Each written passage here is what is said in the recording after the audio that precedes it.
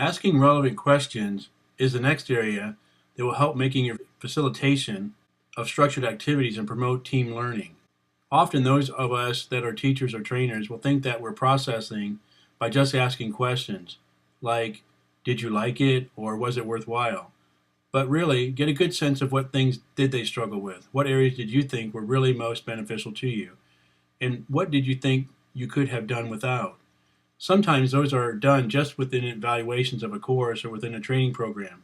If you're filtering around a class, if you're in a course with a group and you're seeing them do projects, you may want to ask some of those questions.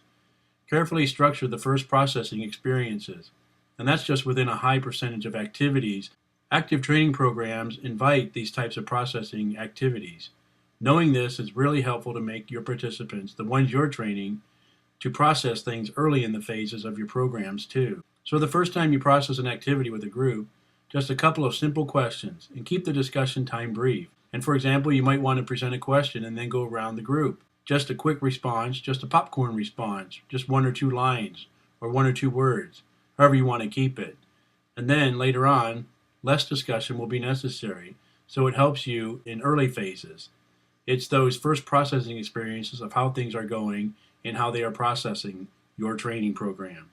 Observe reaction of the participants in the group during the processing phase as they're working together. Is everybody working together? Or the people that aren't working?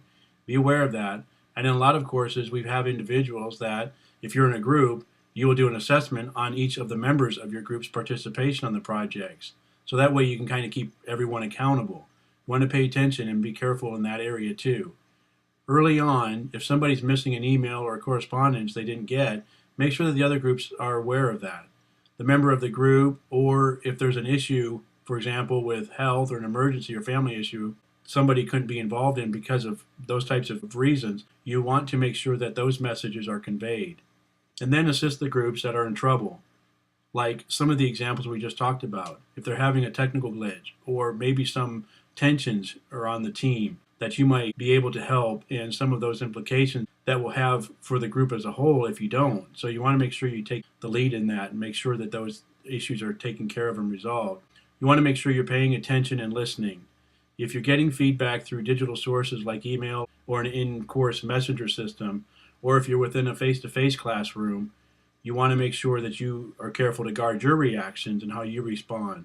Keep your reactions to yourself until you make sure that you've heard from everyone in the group. So you're not just taking one person's side or a couple of people against the others. Make sure that everybody gets a full 360 degrees of what's going on. And when you do these things, will really help build the group to process their activities in a more positive way.